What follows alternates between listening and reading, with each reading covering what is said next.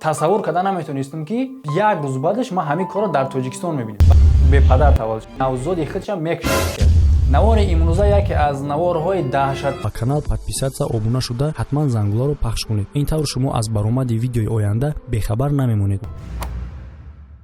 саломи худро мерасонам дӯстон ба ҳамаи шумо. Ман Муҳаммад Шарипов ҳастам ва ин канали SM Шарипов таҷверсия. навори имрӯза яке аз наворҳои даҳшаттарин дар таърихи канали мо мебошад. дар канали мо ҳастанд наворҳои мисли ҳамин даҳшатнок, лекин ин ҳодисаҳое ки ман то имрӯз нақл карда будам ягонтаи онҳо дар Тоҷикистон рух надода буданд.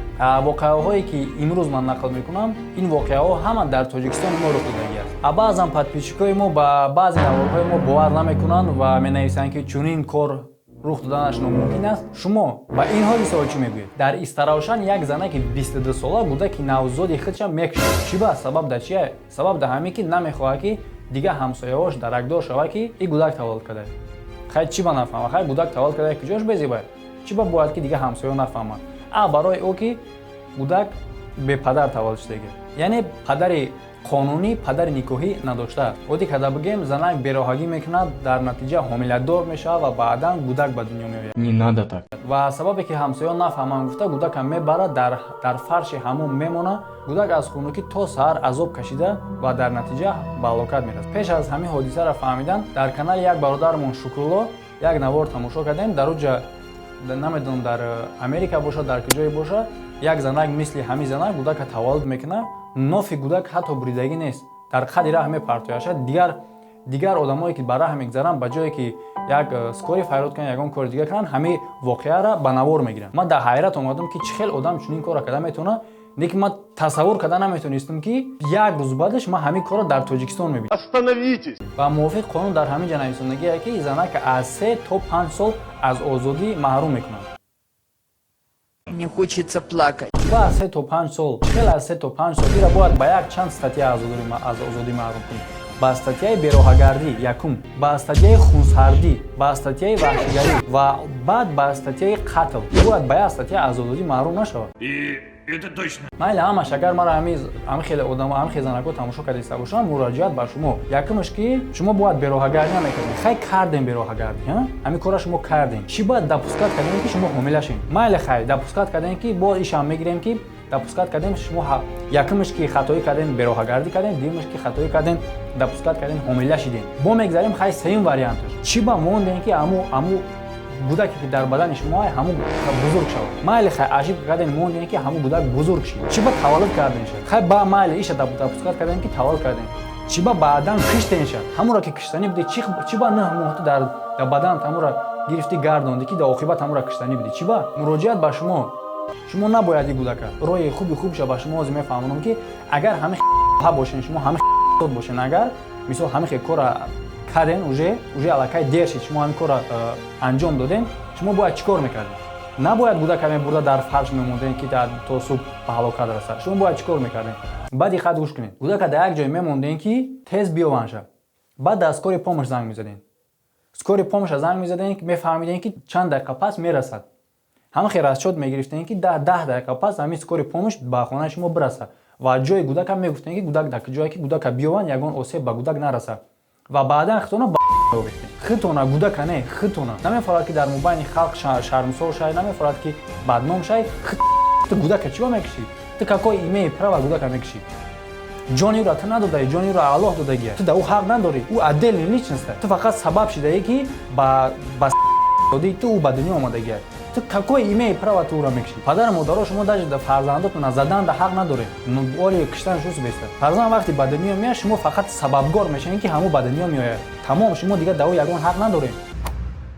дар ҷамоати деҳоти Даҳқати ноҳияи Деваштич ду чӯпон дар натиҷаи муноқишаи байни ҳамдигарӣ ба ҳалокат мерасанд. як гапа шумо шунавидаги ҳастем ки мастӣ мегӯяд ки шароб ҷамъи ҳамаи гуноҳҳо аст. ҳамин гапа шунавидаги ҳастен? ҳамин гап дар ҳақиқатан рост аст. яъне ки агар ту қотил набошӣ, ба таъсири шароб ту қатл мекунӣ. агар дузд набошӣ, бероҳа набошӣ, ба таъсири шароб дуздӣ ҳам мекунӣ, бероҳагӣ ҳам мекунӣ. агар фасод набошӣ, ба таъсири шароб фасодӣ ҳам мекунӣ. яъне ки ҳамаи ҳамин гуноҳҳоро агар ту одаме ки набошӣ ки ҳамаям гуноҳҳоро бикунӣ, дар таъсири шароб ту ҳамаям гуноҳҳоро анҷом медиҳӣ. Не ки ин гап ба ҳама тааллуқ надорад. Ҳастаи одамое ки мисол дар ҳамун таъсири шароб ҳам боша, хича идора карда метавонад. Не ки як гапи дига мо ба ё аҳсан намегӯем. Вот это поворот!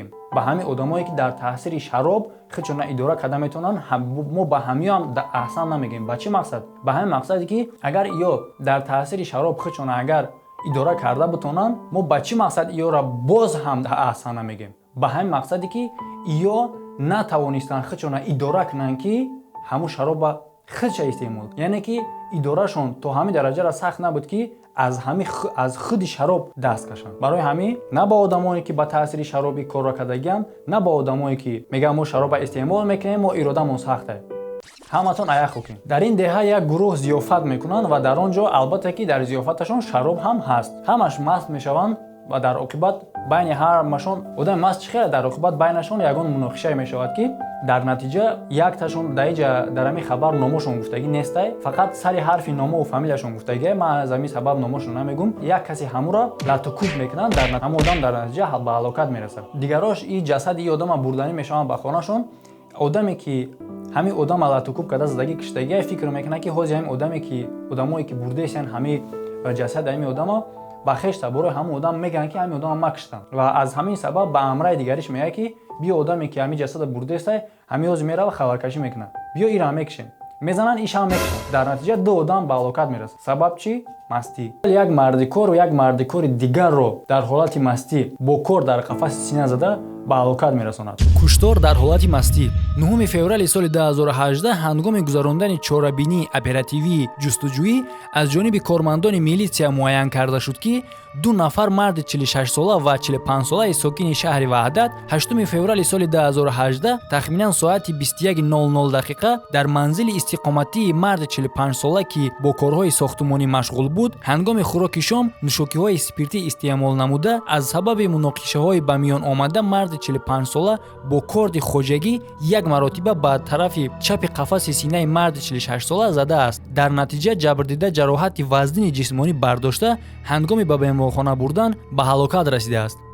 аз рӯи ин ҳодиса парвандаи ҷиноӣ оғоз гардида тафтишот дар ин самт идома дорад. рӯзи 7 феврал дар як бошишгоҳи саҳроӣ дар деҳаи Ниёзбеки Конибодом як марди 55 сола як ҷавони 28 соларо бо табар зада куштааст. Расонидани зарари вазнин бо истифода аз табар. 9 феврали соли 2018 зимни гузарондани чорабинии оперативии ҷустуҷӯӣ кормандони милитсия дар шаҳри Конибодом марди 55 солаи сокини ҷамоати деҳоти Ҳамробоеви ҳамин шаҳрро гумони қасдан расонидани зарари вазнин ба саломатии дастгир намуданд. Тафтишот муайян намуд ки номурда 7 феврали соли равон тахминан соати 14:30 дақиқа дар бошишгоҳи саҳроии Солиҷон воқеъ дар деҳаи Ниёзбеки шаҳри Конибодом дар ҳолати мастӣ қарор дошта ба марди 28 солаи ҷамоати Шарифов ҷангу ҷанҷол карда бо табарчаи дар дасташ буда ба аъзои бадани ӯ задааст. бо рух додани чунин ҳодиса марди ҷабрдида ҷарроҳии ҷисмонӣ бардошта дар беморхона қарор дорад. Нисбат ба ин далел парвандаи ҷиноӣ оғоз гардида тафтишот идома дорад. рӯзи 8 феврал дар кӯчаи Сафарови шаҳри Кӯлоб як ҷавони 26 соларо ду кор заданд. қасдан расонидани зарари вазнин ба саломатӣ. Ба мақомоти милитсия марди 26 солаи сокини шаҳри Кӯлоб дар он хусус муроҷиат намудааст ки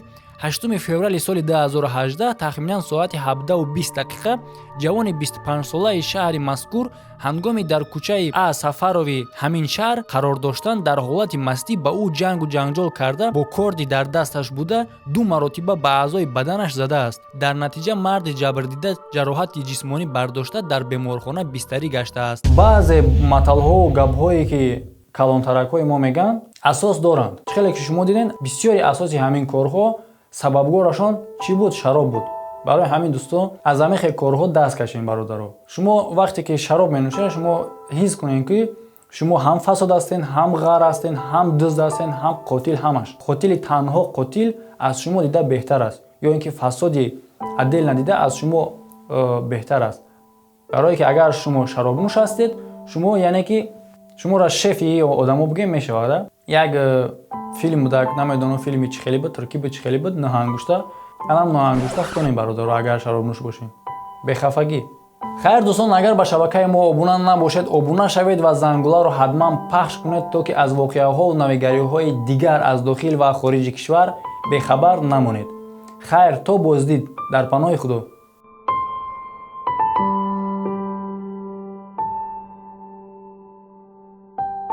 гуфтам ки хато кардиву тадбир на ин буд. гуфто чӣ тавон кард ки тақдир чунин буд. гуфтам ки басе хати хато бар ту кашидам. гуфто ҳама он буд ки бар лавҳи ҷабин буд. гуфтам ки қарини бадат афканд бадин рӯз. гуфто ки маро бахти бади хеш қарин буд. гуфтам зиман э моҳ чаро меҳр буридӣ. гуфто ки фалак бо мани бадмеҳр ба ким буд. гуфтам ки басе ҷоми таъб хӯрдӣ аз ин пеш. гуфто ки шифо дар қадаҳи бозпасин буд. гуфтам ки ту э умр чаро зуд бирафтӣ. гуфто ки фалонӣ чӣ кунӣ, умр ҳамин буд. гуфтам ки на вақти сафарат буд чунин зуд. гуфто ки магар маслиҳати вақт дар ин буд.